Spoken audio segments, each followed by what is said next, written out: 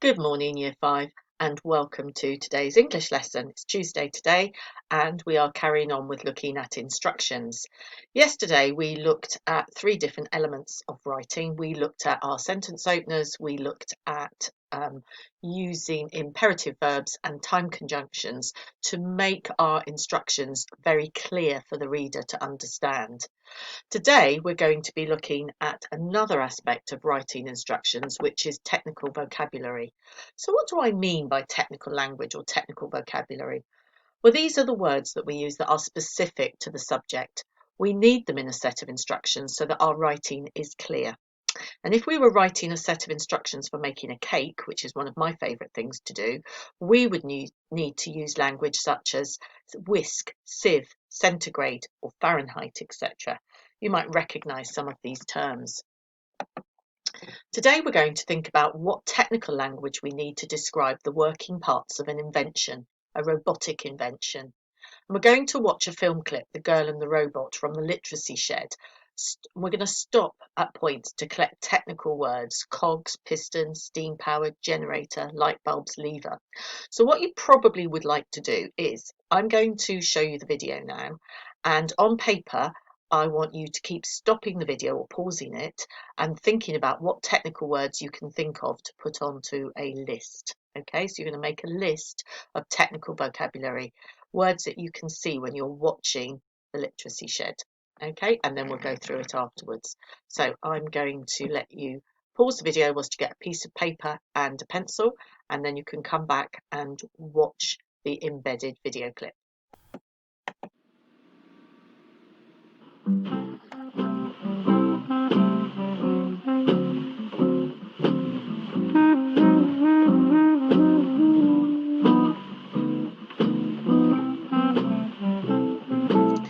These plans are called blueprints, okay, and they are what a designer will start drawing to detail his invention.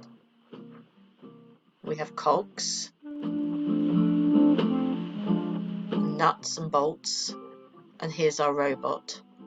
Can you see the toolbox down on the right? And we have a handle and a compartment.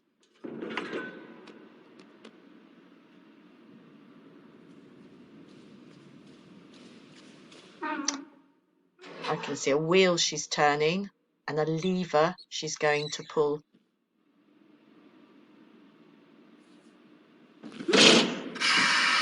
And there's a gauge or a pressure gauge, and there are pistons, the ones going up and down.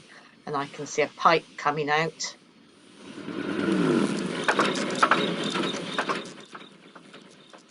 And his eyes are like bulbs that are flashing. Bulbs, that's another technical word you can put down. You can see all the pipes in the background.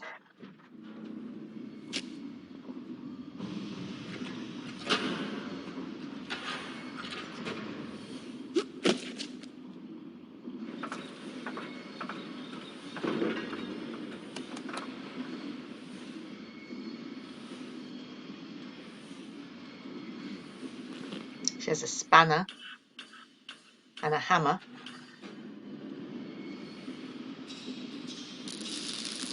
And she's welding up there.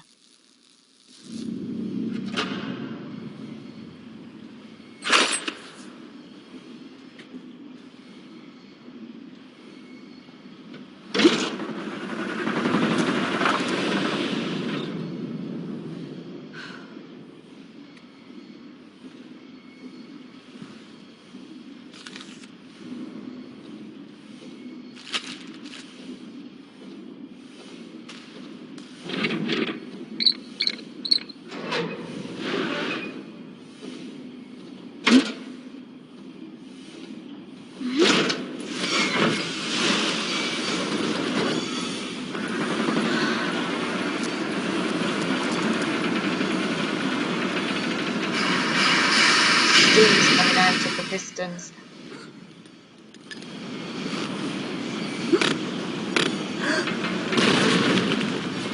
And there's an explosion.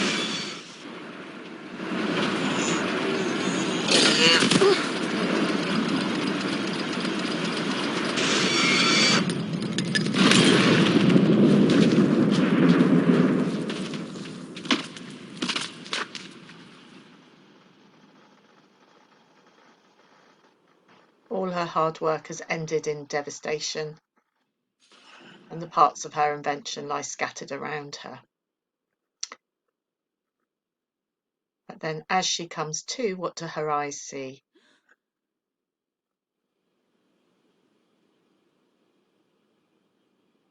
Yeah, the robot.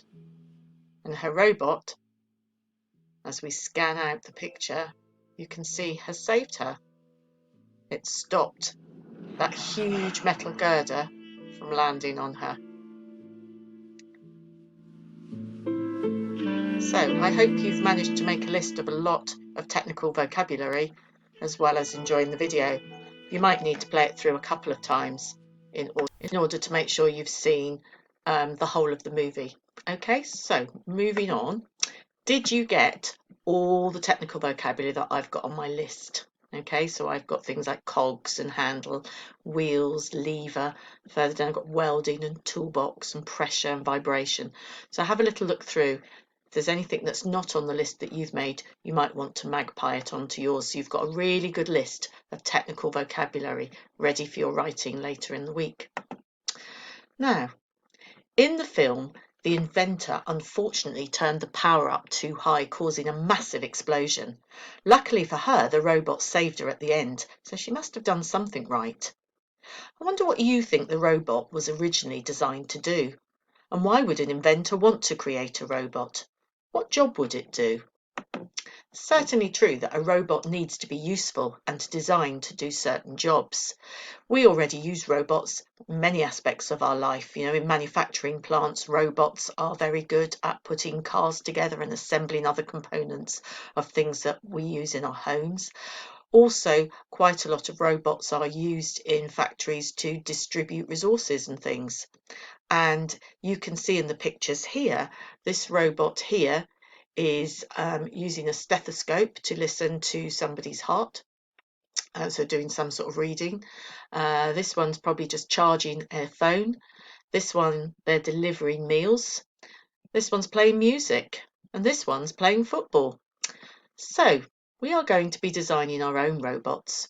So what I want you to think about is, what do you want your robot to do? Do you want it to clean your room? If you hate tidying up and cleaning your room, could you design a robot to do it for you? Would you like a robot to make your bed? Okay. What about playing tennis with you, or any other game that you like to play? Maybe you enjoy chess and you want it to play chess against you. I'd like you to meet my robot. Now, everybody knows how Mrs. Sarley loves her cup of tea. So my robot's called Tea to Me, and he makes me a cup of tea and he delivers it to me. And you can see that I've drawn my robot very carefully with lots of different parts, and then I've gone round using some technical vocabulary to label it. So I've got my drink selection buttons here, because it might not be that I want normal tea, maybe I want a peppermint tea. The menu's on the back of his head, and there'll be a number next to each type of tea, and then you press the button. There's a sat-nav delivery direction system, okay, which is in his eyes. There's an on-off button, which is his nose. There's storage for tea bags and mugs, etc. down here. And this is the instruction receiver, okay, using Wi-Fi or Bluetooth. This is the milk carton storage with tap.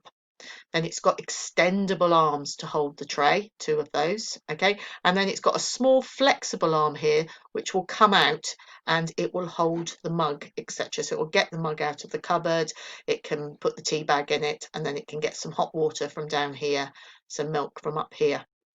There's a water storage unit, including a retractable hose to fill up from. I like the word retractable. It means it can go back in, okay, once you've pulled it out.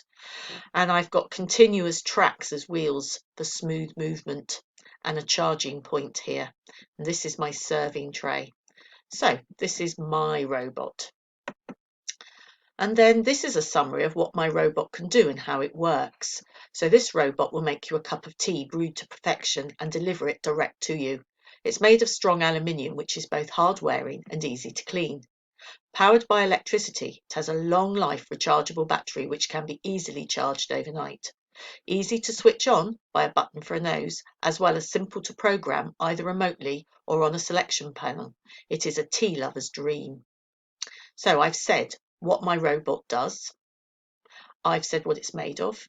and I've given some good points about the material that I've chosen for it to be made by.